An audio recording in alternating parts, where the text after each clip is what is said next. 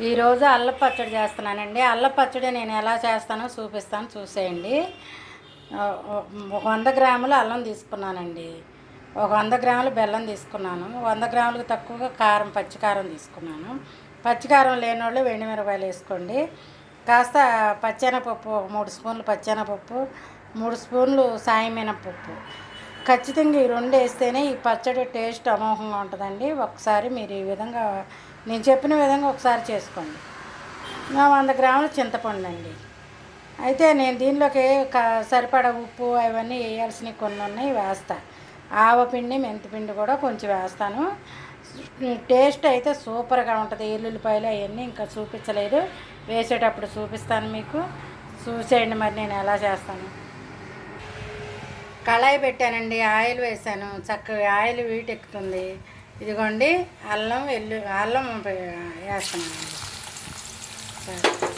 బాగా నూనెలో వేగనివ్వాలి. వేగిన తర్వాత చూపిస్తాను.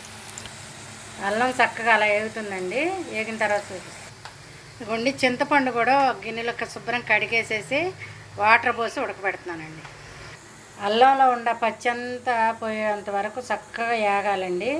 వేగకోకుండా పచ్చి అల్లం వేసి చేసుకుంటే మటుకి అసలు అల్లం పచ్చడి బాగోదు, నిలవ ఉండదు, పాడైపోద్ది. ఈ విధంగా నేను చెప్పిన విధంగా చేస్తే మటుకు సూపర్గా ఉంటుంది. ఒకసారి ఈ విధంగా చేసి చూడండి. అల్లం వేగిపోయిందండి, తీసేస్తాను. తీసి నేను పచ్చెనపప్పు ఇవి వేసేటప్పుడు చూపిస్తాను. ఇదిగోండి పచ్చెనపప్పు వేస్తాను. అది కొంచెం వేగిన తర్వాత మినపప్పు వేస్తాను. అదిగోండి పచ్చెనపప్పు వేగుతుంది, సగం వేగిందండి. ఇప్పుడు మినపప్పు వేస్తాను. ఎప్పుడైనా ఈ 2 వేసుకుంటేనే అల్లం పచ్చడి టేస్ట్ అమోఘంగా ఉంటుందండి. ఒకసారి ఈ విధంగా చేసి చూసుకోండి, చాలా చాలా బాగుంటుంది.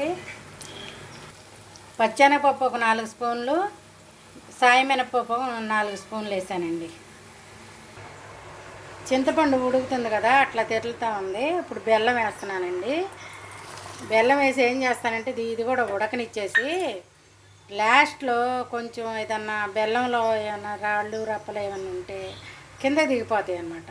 ఆ లాస్ట్ కొంచెం రసం అనేది వదిలేసేసి మిగతాది పై తీసేసి మిక్సీ పడతాను అన్నమాట. పచ్చెనపప్పు, మినపప్పు ద్వారగా వేగిపోయినాయండి. అవి ఒక ప్లేట్లో తీసిన తర్వాత మీకు చక్కగా చూపిస్తాను, ఎలా వేయించాను అనేది చూపిస్తాను. ఎల్లుల్లిపాయలు ఒక గుప్పుడు వేసానండి. అవి కొంచెం ఆగనిస్తాను, ఎందుకంటే పచ్చిదనం ఉంది. పచ్చిపోతే కొద్దిగా, లేకపోతే పచ్చడి పాడే గుణం ఉంటుంది అన్నమాట. అందుకని వేసాను. వేయించకపోయినా పర్లేదు, పొట్టుతో పాటుగా వేసేసుకోవచ్చు, అది మీ ఇష్టం. నేను కొంచెం ఆ వేడి మీద ఉంచానన్నమాట. తీసేస్తాను. చక్కగా అవన్నీ వేయించి పక్కన పెట్టేసాను. దానిలోకి సరిపడా ఉప్పు కూడా వేసాను. కొంచెం ఒక స్పూనుడు ఆవపిండి, మెంతిపిండి. ఇదిగోండి ఇది ఆవపిండి, మెంతిపిండి ఇట్లా వేసి ఉంచాను. ఇవన్నీ వేసేసి చక్కగా మెత్తగా మిక్సీ పట్టి చూపిస్తా, చూసేయండి. మరి చింతపండు ఈ విధంగా చింతపండు బెల్లం చక్కగా మెత్తగా ఉడకనిచ్చానండి. ఈ వాటర్ కొద్ది పోసుకుంటా మిక్సీ పట్టేస్తాను. మిక్సీ పట్టేసినా చూపిస్తాను. అల్లంలో పచ్చి లేకుండా చక్కగా వేయించుకోండి ముందు మీరు. అంత అల్లం వేస్తే ఇది అయిందండి. పచ్చి అంతా పోయి వేగిన తర్వాత పక్కన పచ్చెనపప్పును వేయించిన శనగపప్పు, పచ్చెనపప్పు వేసాను, మినపప్పు వేసాను. ఇదిగోండి ఎల్లుల్లిపాయలు అన్నీ వేసి లైట్గా ఆ వేడి కడాయిలో వేసాను. సరిపడా ఉప్పు వేసాను. ఇదిగోండి అల్లం పచ్చడి మిక్సీ పట్టేశాను. టేస్ట్ అయితే అమోఘంగా ఉందండి. కొంచెం ఆవపిండి, మెంతిపిండి కూడా వేసాను కదా. నేను తాలింపులోకి అయితే కొంచెం ఆవాలు, ఎండుమిర్చి వేస్తున్నానండి. కరివేపాకు కూడా వేయట్లేదు. కరివేపాకు వేయడం వల్ల నల్లగా అయిపోయి ఆ కరివేపాకు కూడా తీసి పక్కన పడేస్తున్నారు.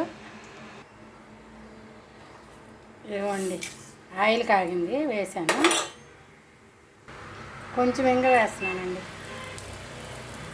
ఆ ఇంగ సరిపోతుంది. అదిగోండి తాలింపు అయితే వేగిపోయింది. అల్లం పచ్చడి వేసేసి చూపిస్తాను. పచ్చడి అయితే రుచి అమోఘంగా ఉందండి. తాలింపు వేసాను, సూపర్గా ఉంది. ఒకసారి ఈ విధంగా మీరు చేసి చూడండి. కామెంట్ రూపంలో ఎలా ఉందో నాకు తెలియజేయండి. నా వీడియో కనుక మీకు నచ్చినట్టయితే లైక్ చేయండి, షేర్ చేయండి, సబ్స్క్రైబ్ చేసుకోండి.